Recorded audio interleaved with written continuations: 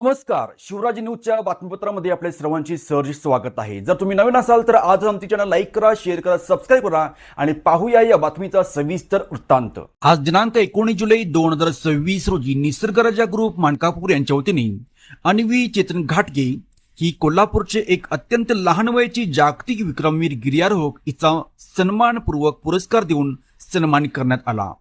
वयाच्या 2 वर्ष 11 महिन्यातच महाराष्ट्रातील सर्वोच्च कळसुबाई शिखर अवघ्या 3 तासात सर करून देशातील सर्वात लहान गिर्यारोहक होण्याचा मान मिळवला आहे।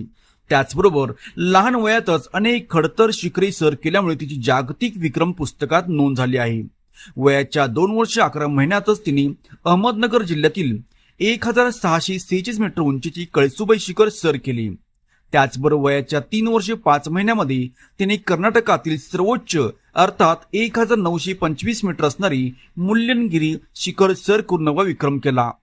4.5 वर्षाची असताना तिने केरळमधील अन्नामुडी व तामिळनाडूतील दोडाबेट्टा सर्वोच्च शिखरावरती यशस्वी चढाई करून कोल्हापूरची गोडी रोवली। तिची या अद्भुत साहसाची दखल घेत निसर्गाच्या ग्रुपच्या वतीने तिचा सन्मान करण्यात आला। पाहूया या प्रसंगी त्यांच्या मातोश्री यांनी दिलेल्या प्रतिक्रिया। त्यांना सन्मानित करण्यात आला आणि ह्या किताबावरती भारताला गिर्यारोहण क्षेत्रातला पहिला वर्ल्ड रेकॉर्ड अन्वीच्या नावाने मिळवला गेला। यानंतर वयाच्या 3ऱ्या वर्षी कर्नाटक राज्यातील मुल्यनगिरी शिखर ज्याची उंची 6317 फूट इतकी आहे, हे शिखर सर करणारी या मार्गाने माँसाहेब जिजाऊ जयंतीच्या दिवशी या मार्गाने 2.5 तासात सर करणाऱ्या कर्नाटक राज्यातील त्या पहिल्या माउंटेनर ठरल्या। आणि यानंतर वयाच्या 4थ्या वर्षी त्यांनी सह्याद्रीतील सर्वोच्च 8842 फूट उंचीचा पर्वत केवळ 50 ठरल्या। आणि नुकत्याच 2025च्या शिव जयंतीला हिमालयातील बर्फाच्छादित -15 टेम्परेचर मध्ये -0 बर्फ पाण्याचा बर्फ होऊ लागतो, तिथं -15 टेम्परेचरला 3 दिवस 4 रात्री बर्फाच्छादित पर्वत शिवजयंतीच्या दिवशी त्यांनी शिवध्वज फडकविला आणि संपूर्ण जगातील त्या सर्वात लहान आईस माउंटेनर ठरल्या। वयाच्या 6व्या वर्षी 8 एशिया बुक रेकॉर्ड आणि 8 इंडिया बुक रेकॉर्ड्स मध्ये त्यांच्या नावाची नोंद आहे। गुगल वरती जर आपण अन्वी घाटगे हे नाव सर्च केलं तर गुगल ठेवलेलं आहे। गुगल अन्वीच्या विषयी माहिती देतं, कारण अन्वीच्या वरती UPSC, MPSC, set net combine यासारख्या प्रश्न विचारले गेलेले आहेत। वयाच्या 3ऱ्या वर्षी शिवाजी विद्यापीठ कोल्हापूर ते डॉक्टर DY पाटील टेक्निकल कॅम्पसच्या त्या स्वतः प्रमुख पाहुण्या होत्या। अन्वीच्या हस्ते अनेक राष्ट्रीय राज्यस्तरीय पुरस्कार वितरण सोहळे झालेले आहेत।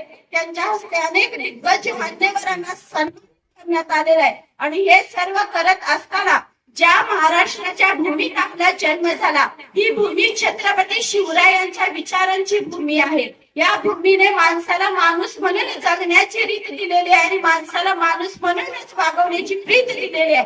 या भूमीतील जाणता राजाने जे गडकोट दुर्ग आहेत, ते गड किल्ले म्हणजे तुमची आणि माझी अस्मिता आहे। हे गड किल्ले जपणं, या गड किल्ल्यांचे संवर्धन करणं हे येणाऱ्या असायला हवं। आणि या स्वच्छता संवर्धन मोहिमा राबविता, ज्यामध्ये गड किल्ल्यांचे बुरुजांपासून ते मंदिरांचा जीर्णोद्धार करून घेण्यात आला।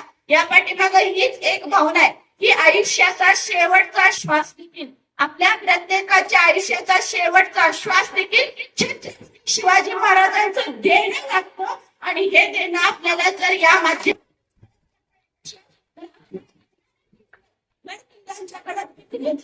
न पाहता गड किल्ल्यांचं पावित्र्य जपणं आणि गड किल्ल्यांना मंदिर आम्हाला देता येईल, त्यावेळेला खऱ्या अर्थाने आम्हाला छत्रपती शिवराय समजून लागते, छत्रपती शिवराय आम्हाला उमजून लागते असं म्हणता येईल। कारण गड किल्ल्यांचे बुरुज आणि तटबंदी हे केवळ दगड आणि चुना नाहीये, तर इथं मावळ्यांनी आपल्या देहाचा चिखल केला, रक्ताचं पाणी केला, तेव्हा हे स्वरा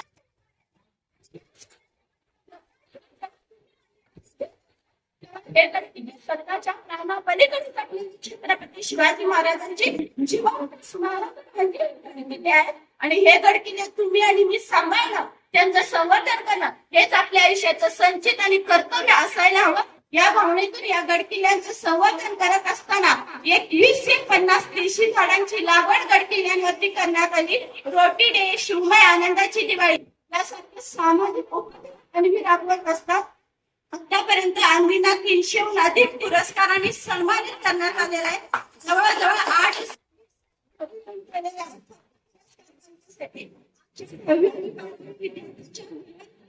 सन्मानानिमित्त मी फक्त विद्यार्थी म्हणजे या भारत देशाचा भविष्याचा पाया असतो आणि हा पाया त्याच्या मन मेंदू मनगटामध्ये नेमके कोणते विचार त्यावरती या देशाचं भविष्य निश्चित होणार आहे. म्हणून आपलं मन मनगटामध्ये छत्रपती शिवाजी महाराजांचा विचार योग्य पद्धतीने रुजला गेला पाहिजे. यासाठी पुस्तकांचं वाचन करा आणि सगळ्यात आयुष्यातील सर्वोच्च गुंतवणूक विश्वास असते आणि ही हा विश्वास ज्यावेळेला आपण आपल्या गुंतवतो त्यावेळेला इथला प्रत्येक व्यक्ती राज्य नव्हे तर साम्राज्य